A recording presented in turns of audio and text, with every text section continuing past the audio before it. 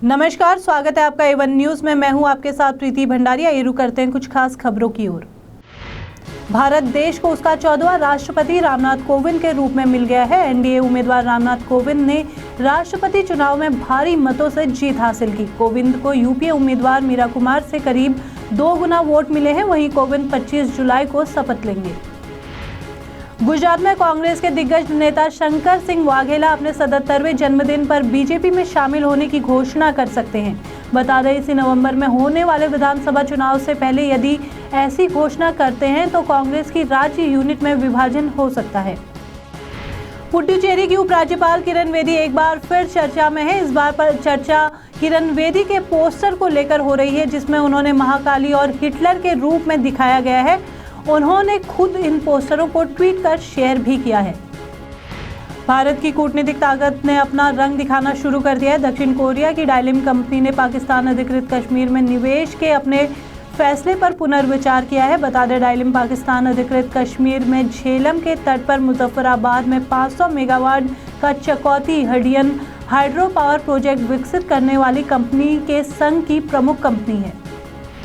Bharat petroleum corporation limited ने लालू प्रसाद के बड़े बेटे और बिहार कैबिनेट में हेल्थ मिनिस्टर तेज प्रताप यादव के पेट्रोल पंप का लाइसेंस रद्द कर दिया है। वहीं बीपीसीएल ने कोर्ट के स्टे ऑर्डर के बाद तेज प्रताप को नोटिस भी भेज दिया है।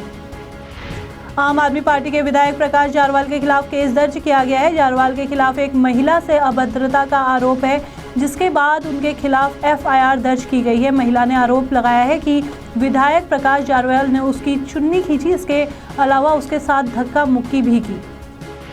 सीआईडी ने जलपाईगुड़ी बाल तस्करी मामले में पूछताछ के लिए बीजेपी की राज्यसभा सदस्य रूपा गांगुली, पार्टी के राष्ट्रीय महासचिव कैलाश विजयवर्गीय और 2 अन्य नेताओं को आज समन जारी किया। इसके लिए कुछ ही घंटों बाद कैलाश विजयवर्गीय ने समन को हताशा और राजनीतिक प्रतिशोध का प्रतीक बताया।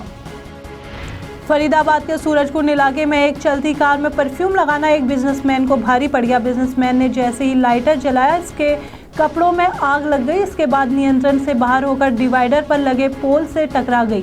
फिलहाल गुड़गांव निवासी इस व्यापारी को सेक्टर 21A स्थित एशियन अस्पताल में भर्ती कराया गया है। 20वां दिल्ली के राजा भूमि पूजन एवं हवन का आयोजन कर कार्यक्रम की शुरुआत की। दिल्ली का राजा इस बार देंगे स्वच्छता का संदेश, जिसमें बीजेपी के राष्ट्रीय उपाध्यक्ष श्याम जाजू, बीजेपी के संगठन मंत्री सिद्धार्थन, राजेंद्र नगर के विधायक विजेंद्र गर्ग, रमेश नगर की निगम पार्षद वीना विरमानी, सुभाष सचदेवा, गुलशन विरमानी, वीरेंद्र बब्बर, मुख्य संरक्षक रमेश आहूजा, राजकुमार खुराना, गुलशन डिंगारा, शेखर ग्रोवर, अरुण सहगल, राजकुमार भूटानी, सोनू सचदेवा, अजय गौतम, देवराज सेठी, श्रीमती दिव्या गोसाई, विमल भयानी, ललित कुमार सुमन सहित क्षेत्र के सभी गणमान्य लोगों ने अपनी उपस्थिति दर्ज कराई। हरियाणा के उद्योग एवं पर्यावरण मंत्री विपुल गोयल ने नेताजी सुभाष चंद्र बोस स्टेडियम में पौधारोपण कर हरित हरियाणा पौधारोपण अभियान का शुभारंभ किया। कार्यक्रम में भाग लेने वाले लोगों को पौधे भी वितरित किए गए। इस अवसर पर उन्होंने कार्यक्रम में भाग लेने आए हिंदुस्तान स्काउट के बच्चों के लिए 2 लाख रुपए देने की घोषणा की।